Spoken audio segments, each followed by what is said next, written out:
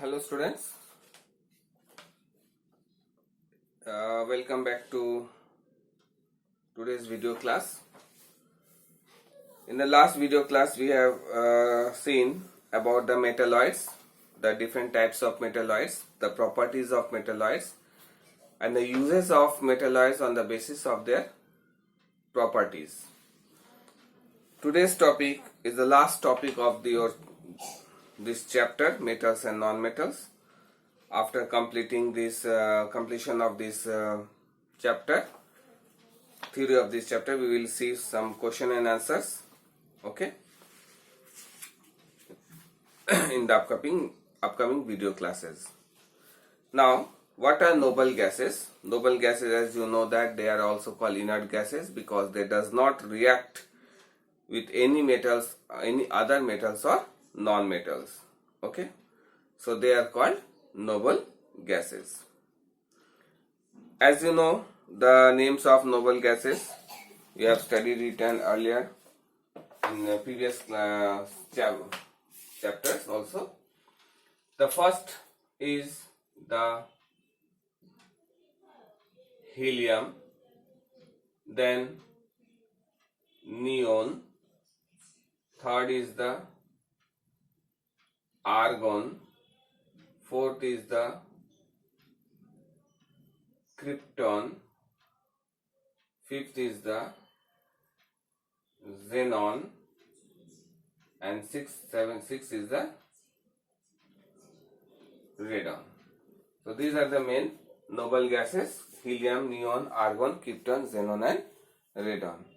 So one by one we will see the properties of these non-metals and their uses also, okay.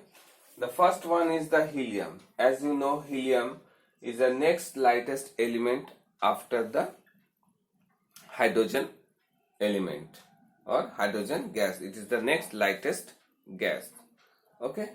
Since it is the next lightest gas and it does not react with any of the other metals or non-metal or oxygen, whatever, so nowadays it is this noble gas, this helium gas, we are using it in weather forecasting balloons, okay, by the meteorological departments. It is used by them to forecast weather in weather forecasting balloons. Helium mixed with oxygen and is administered to asthma patient also. Helium with the mixture of oxygen gas, it is also used for the treatment of asthma patients who have difficulty in breathing. Now the next is the neon. Neon is also a colorless and odorless inert gas, as we have, it is reddish orange glow when a current is passed through it. So it is filled in a discharge tubes where electricity is passed and it gives reddish orange colorful light. So it is used in glow sign boards, glow sign lamps, high voltage discharge tubes, neon advertising signboards, in laser plasma tubes and refrigerant application also neon gas is used, okay. The next is the argon, whose symbol is AR, okay. It is also colorless, odorless, non-flammable and non-toxic inert gas. It is also filled in tube lights and bulbs, in glow sign boards, and it is also used for welding and in manufacture of steel in the absence of nitrogen, okay, since nitrogen react with hot molten iron. So it is also used in argon filled tube lights.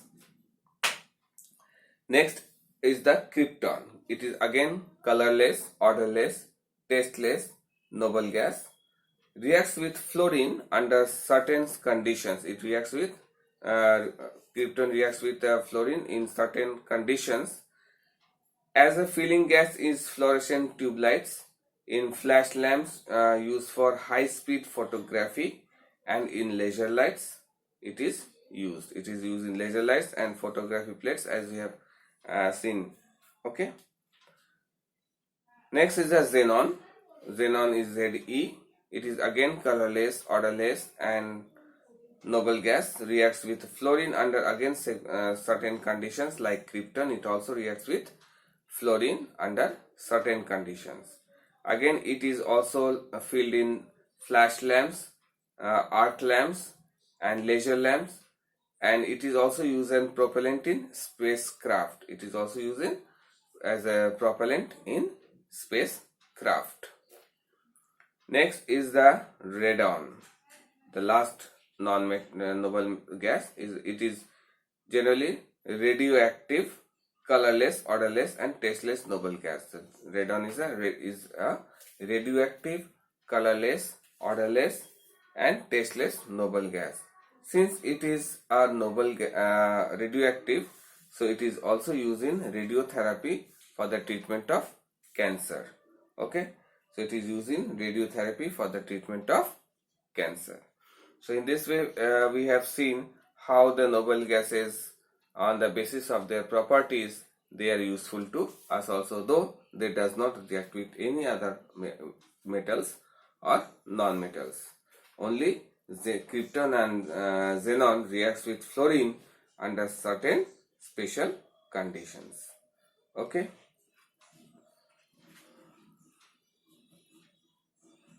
So in this way we have seen this chapter.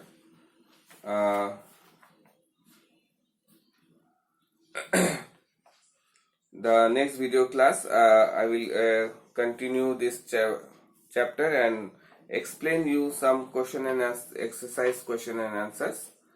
Okay, and also you will get some homework to do this. One or two questions today I can also do here, objective type questions. Let us do some objective questions. Okay.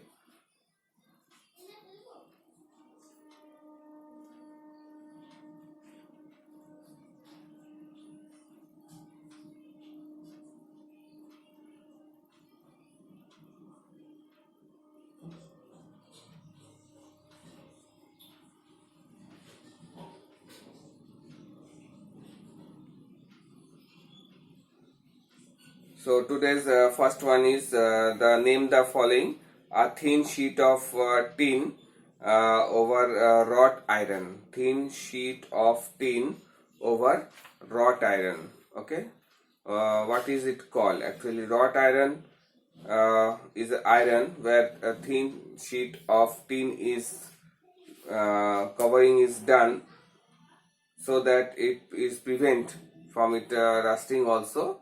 And this thin sheet of silver white resistance is non-ductile, it's foodstuff. Generally it is called the exact name is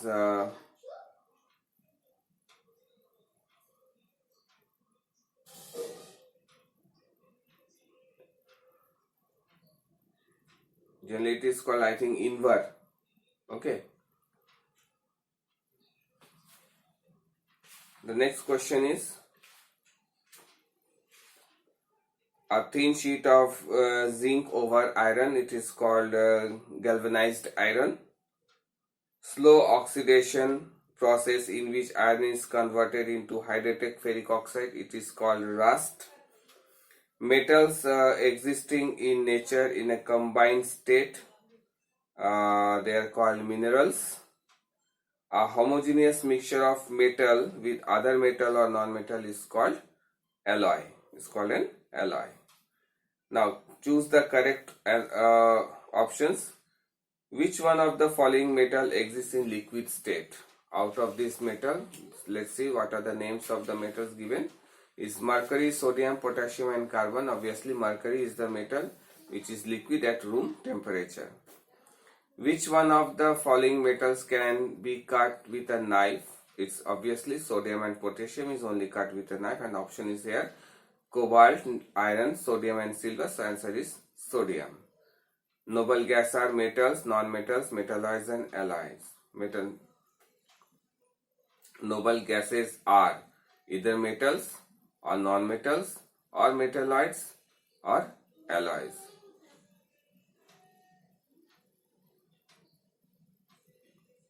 they are neither metals nor neither non-metals. How can they be metalloids? Yes, they are used in some alloy making of preparation of alloy also. How do metals form cations? By gaining electrons, by combining with metals, by losing electrons, or all of these. Metals become cation by losing electrons. They lost electrons, they don't gain electrons. Which of the following is a metalloid? Tin, germanium, platinum, and all of these. It's obviously germanium is the metalloid. Now true, false, and correct the statement.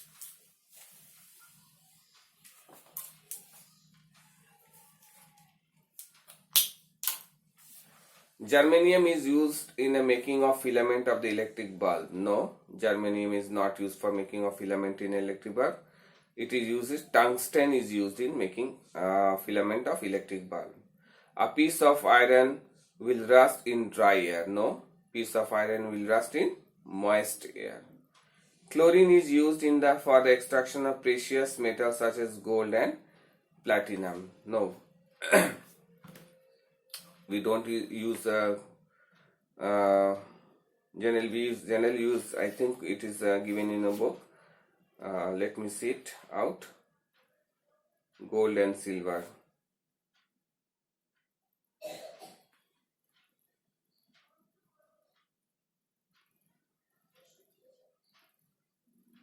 Yes, chlorine is used in the extraction of precious stones of like gold and platinum. So the statement is true. Next is hydrogen is used in the manufacture of electrical bulbs, dyes, fertilizer, urea, and chemicals such as ammonia gas. Yes, it is true. But general ammonia gas preparation is there. Hydrogen gas is used in manufacturing electric bulbs. Diamond is used in a nuclear reactor to control the nuclear reaction. No, lead is used. Lead is used in the nuclear reactor to control the nuclear radiations. Now match the following. Drinking water and water in swimming pools is added with chlorine. This is called chlorination. Thermal power plant for generating electricity, we use coal. Number C, coal. Manufacture of fungicides, we use sulfur. Then meteorological balloons, we use helium gas. Deodorant in the purification of water, we use charcoal. Now fill in the blanks with correct option. Dash have low melting and boiling point than dash. Non-metals have low melting and boiling point than metals. Dash is a liquid non-metal at room temperature.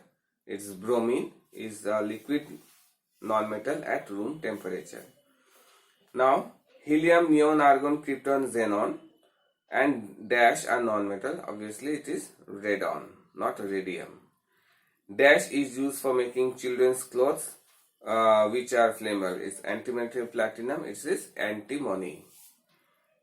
In general, dash are good and dash are bad conductor of heat and electricity. In general, metals are good conductor of heat and electricity and non-metals are bad conductor of heat and electricity.